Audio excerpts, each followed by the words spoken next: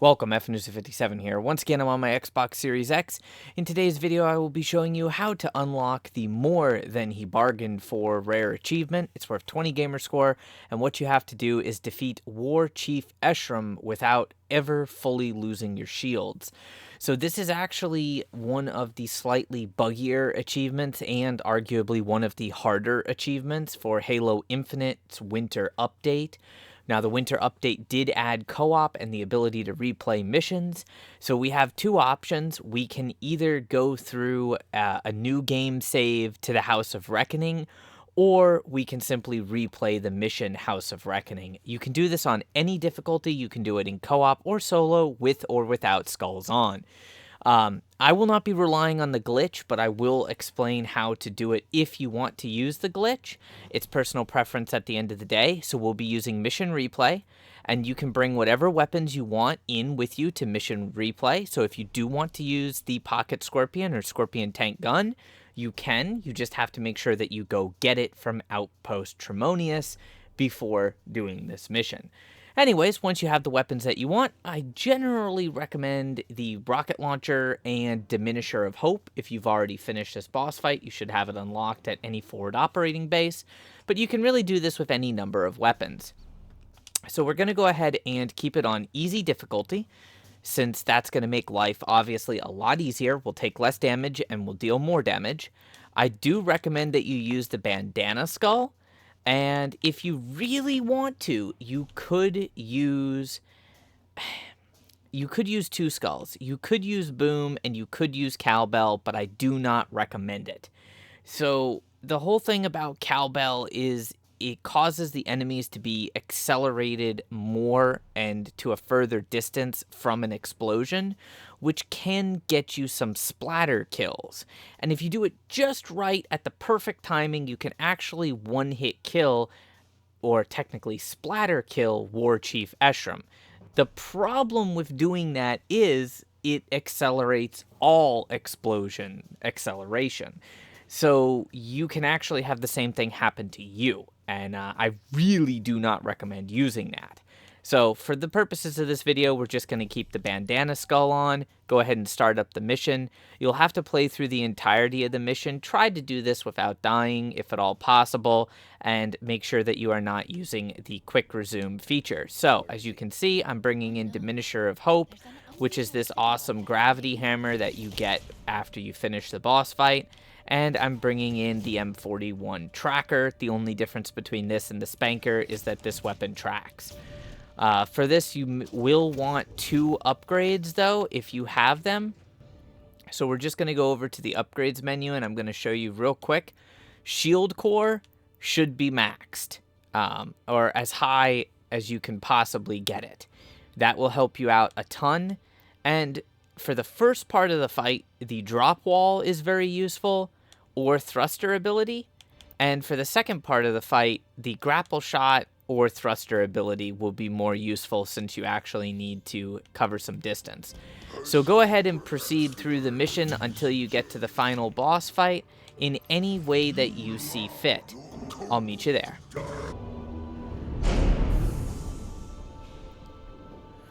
Alright, so we're about to go into the part with War Chief Eshram, and we now need to kill him without ever fully losing our shields. This can actually be a rather difficult task, so do keep that in mind. I do not recommend using the electric grenades. They don't really do that much against him. You probably should stick with frag grenades. Do not use spike grenades, and the reason why I say do not use spike grenades is if we take a look here, at that spike grenade, you'll notice that those spikes bounce around in random directions, so it is very easy to hit yourself with the spike grenade. It's also very easy to hit yourself with the rocket launcher, but the grapple hook comes in handy, and the shield wall comes in handy. Also, if you are using the bandana skull and you have the thruster ability maxed out, you'll notice that you gain a very brief moment of stealth, but that does not always help when it comes to these enemies.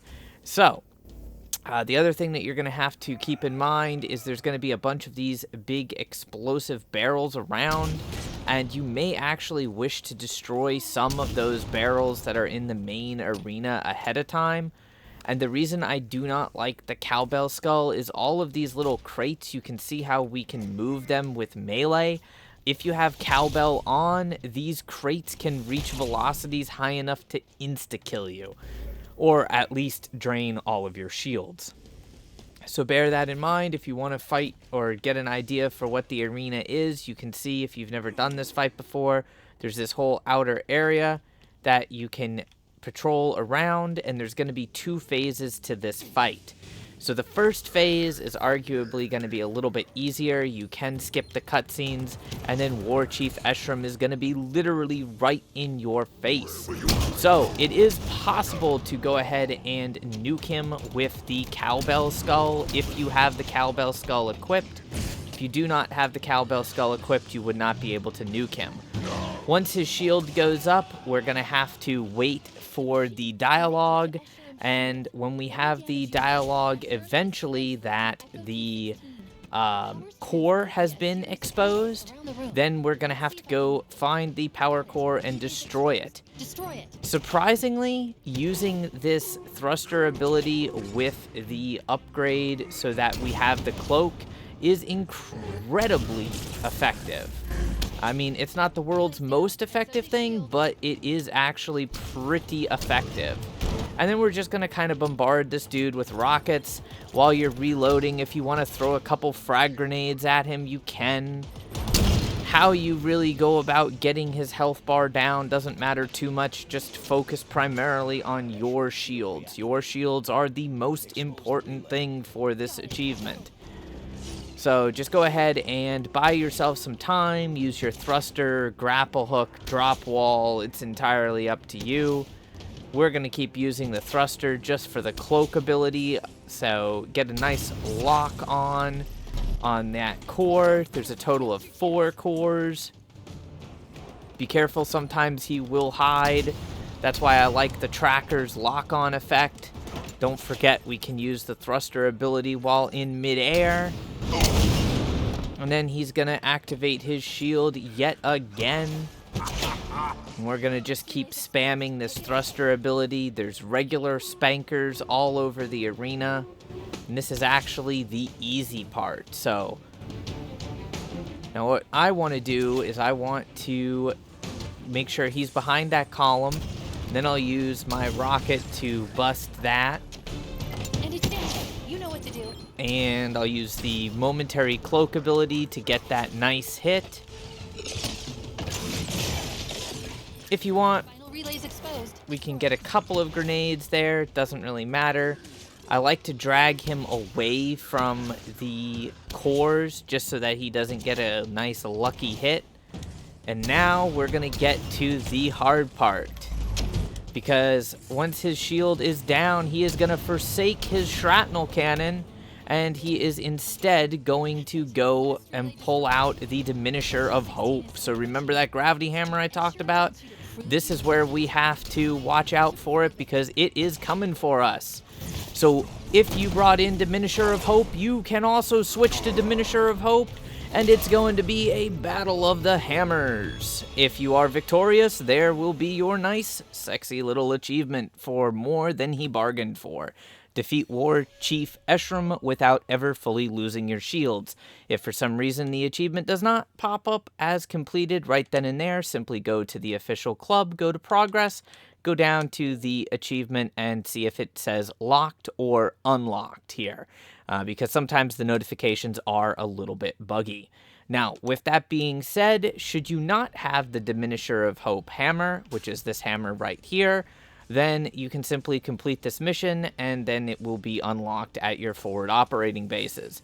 If you're not careful with Diminisher of Hope, though, since we're not knocking the War Chief back far enough, you may choose to just avoid his shots and keep pelting him with the rocket launcher. Just do not use the rocket launcher at close range because, as you can see at close range, a single rocket with max upgraded shields is nearly enough to take out our shields completely. So it would be better to take the hit from the War Chief than to take the hit from your rocket. Also, keep in mind that if you are using Diminisher of Hope, you will not take damage from the heavy attack of your own weapon. If you are using the Pocket Scorpion Easter egg weapon, you will also not take damage from your own weapon. But bear in mind, the scattered around the map plasma canisters, these little things, they will do damage to us. So that's why I said to get rid of them. And keep in mind the fact that if the War Chief gets a nice swing off and sends these little crates flying, these little crates can do quite a bit of damage to your shield bar, and these big crates are almost enough to completely insta-kill you. So that's why I recommended destroying them earlier. Of course, you do have the option to just spam the thruster ability using the bandana skull. If you don't have max thrusters though, don't worry about it. You can also just spam the grapple hook and use that to navigate around the map. If you're navigating in more of a flying motion, kind of almost like a Titanfall use of the grapple, it makes it a hell of a lot harder for the War Chief to hit you. And then during the first phase, you can block his shrapnel cannon by using the drop wall. Of course, the drop wall does mitigate our own movement, so we won't have that movement, but the electricity effect from the max drop wall does apply to rockets, and it also applies to any grenades that you throw through it, thereby giving your grenades a little bit of an extra punch, or your Scorpion tank cannon gun that much more punch. I hope you really enjoyed the video, and if you have any questions, feel free to ask. I'll do my best to help you guys out, whether that be answering the questions or in game. So if you enjoyed the video, help me out. Smash that like and subscribe button so you never miss out on another piece of content. Maybe even considering leaving a comment on the video and let me know how you liked it. Till next time, my brothers and sisters, I Legion, stay frosty.